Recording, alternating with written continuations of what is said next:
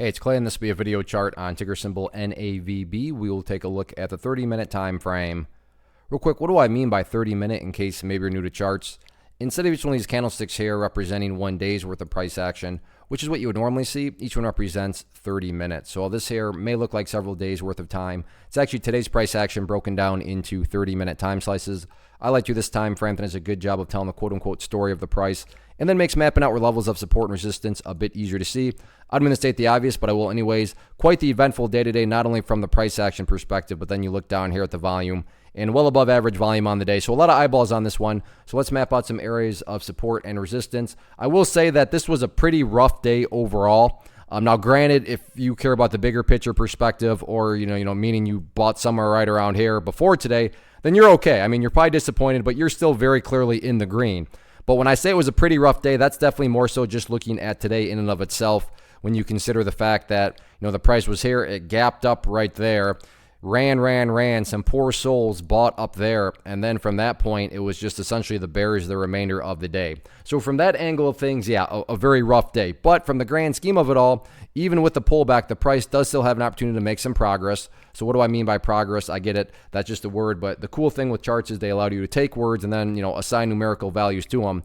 But the big point of progress, in my opinion, at least, is right here at the 65-cent mark. Why is that important? Well, let's kind of take, the bad scenario, and I'm not saying this will happen, but, why you would really want to see this hold. If the price were to go down to 65, break through it, and continue on down, what would you have in this scenario? Well, from a very literal perspective, you would literally have the price right back inside of that range that it just broke out from. Again, going back, not a sign of true strength. Whereas let's say the price actually came down here, behaved like that, and then started to work its way back upwards. What would you have in this set of circumstances? Well, you'd have a set of lows right there. You'd have these lows down there. If you envision each of those as stair steps, well, at that point, from the bigger picture, at least you'd still have progress being made in the upwards direction. And that's what a truly strong move is going to do. It's going to slowly make progress over time. Like I said, in this situation, progress being quantified and defined as 65. Now, what happens if this thing starts to turn back upwards? Let's talk about a couple areas of resistance. First key level of resistance going to be right there at 75.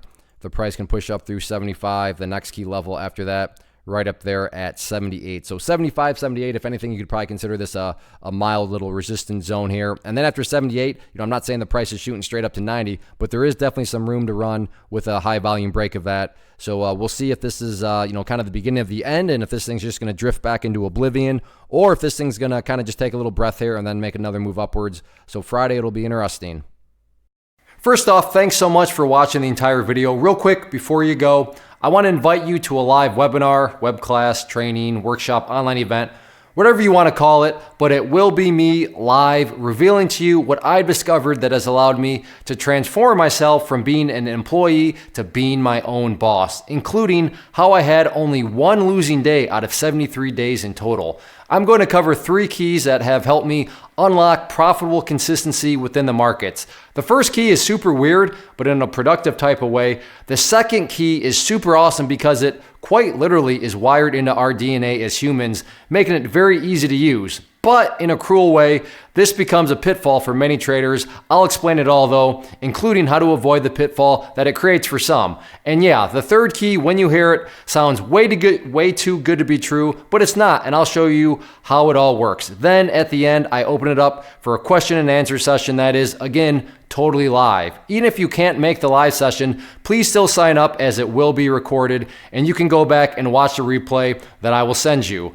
Click the image on the screen or click the link down in the description box so you can get the date and time and claim your spot, which I should note is limited due to the fact that this truly is a live event. If you have any questions, let me know. If not, I'll be seeing you soon.